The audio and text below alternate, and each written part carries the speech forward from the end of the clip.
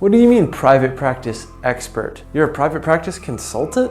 So you're like a business coach for therapists? Wait, who told you that you could do that? Do you have like a certification or something as a business consultant? How do I become a private practice consultant? My name is John Clark. I get a lot of questions like this, and I've got a lot of questions like this over the years about how did I become a private practice consultant? What gives me the right to give myself such a title? And what does it really look like to become a private practice consultant? Well, you're in luck, because in this video, I'm gonna be sharing with you all of these things and more. Let's dive in.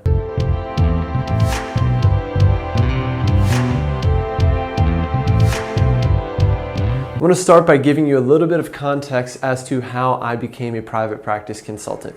Well, in 2013, I moved from Virginia out to San Francisco to start my career as a therapist. I worked full-time at a nonprofit. I drove Uber and Lyft every night and every weekend while I was also growing my private practice on the side. The first year in trying to grow this private practice was extremely difficult. I had no idea what I was doing when it came to setting up my business, setting my prices, talking to clients about those prices, building a website, getting that website in front of people who needed a therapist. There were a lot of sleepless nights where I just had no idea what I was doing, and I really didn't know where to turn to get help. So I started to just figure out as many things as I could on my own. In doing that, I finally started to figure some things out. I started to learn, I learned how to market, how to build a website, how to get that website in front of people, how to charge the right fees, how to talk to clients about my fees, etc. All I did was I started to share what I had just learned the day before. I didn't call myself a private practice expert or private practice consultant or anything like that. I was just making myself useful in sharing what I had just learned with other therapists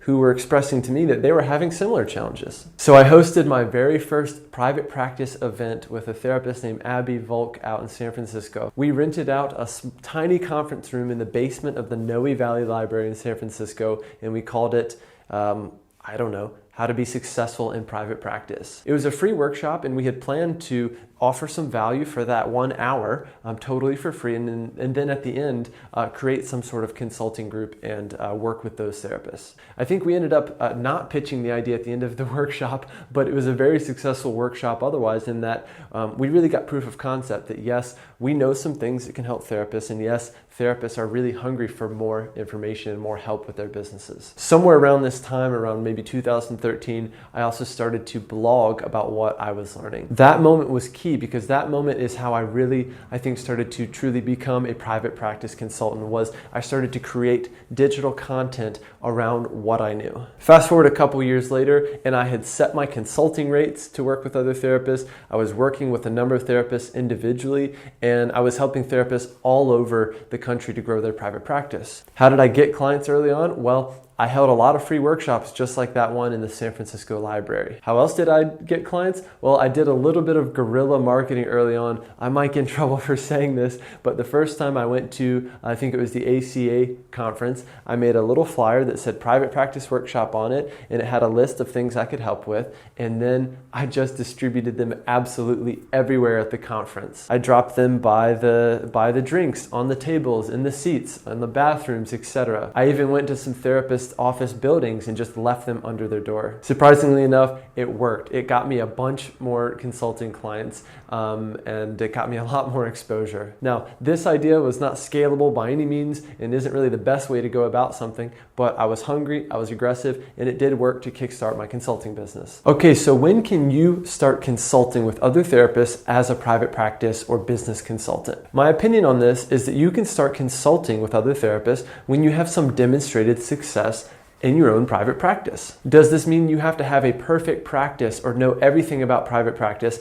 Absolutely not. But you need to have some demonstrated success in your practice. You need to be a pretty good business owner, and you need to be able to help people problem solve. A shortcut to becoming a private practice consultant is to choose a niche within private practice consulting. For instance, let's say that you're really good at the hiring part and helping therapists hire the right clinicians for their group practice. You might build a consulting business around that particular aspect of private practice. I personally think this is the quickest way to grow a consulting business in private practice. So the one thing that changed everything for me in growing my career as a private practice consultant, which is now my full-time career, is this: creating regular, consistent, and helpful content around the issues that you help people with. In other words, making videos and content just like this. By creating consistent content like this, you do a number of things. You build your audience, you build credibility, you grow an email list, and you build trust with the people who are following along. The other real secret with content is actually where you discover your own ideas. You don't have to have all your ideas completely clear or completely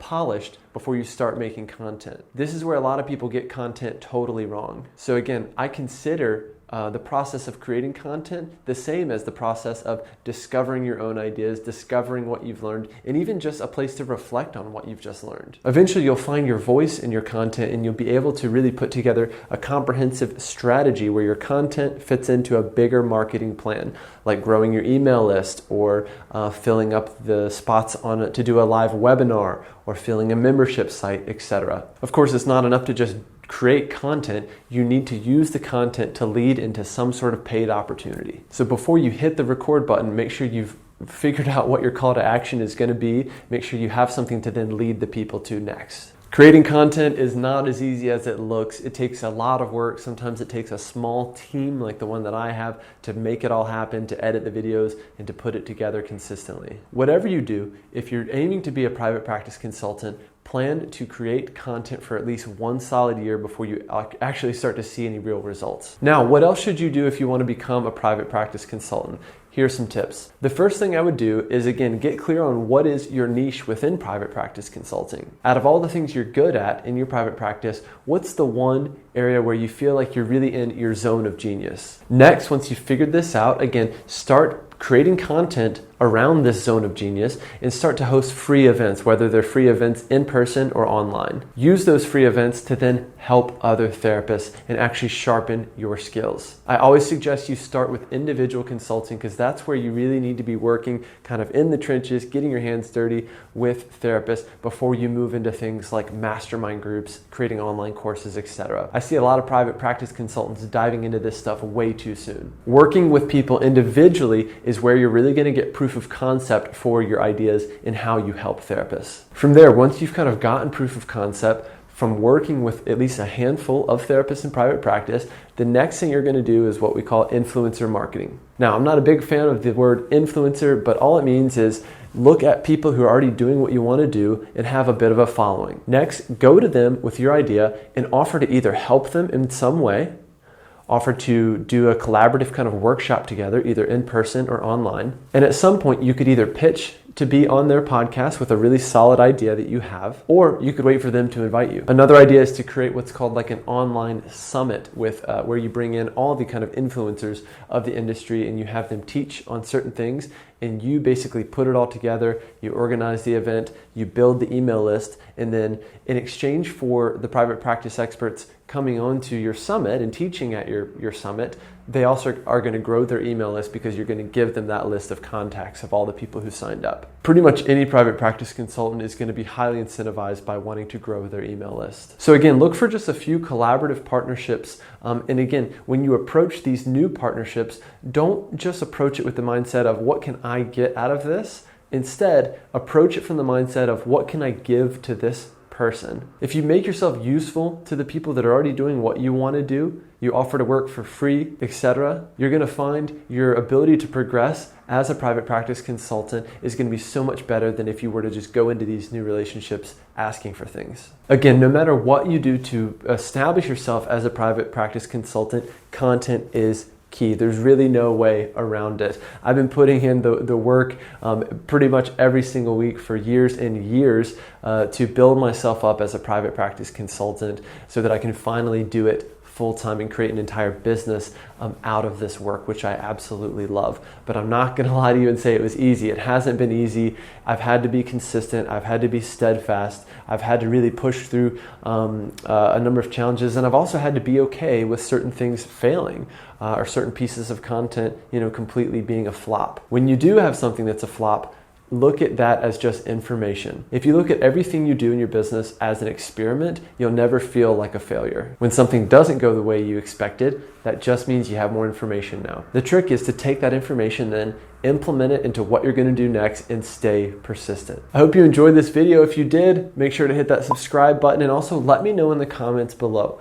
What was your favorite part of this video? What questions do you still have? I'll make sure to answer those in the comments below. And of course, feel free to enjoy all the other free videos in this channel. If I can help you with any of this stuff, or if you need help in either your private practice or becoming a private practice consultant, just head to privatepracticeworkshop.com to learn more about how to work with us. Until then, thanks for stopping by, and I'll see you really soon. Cheers.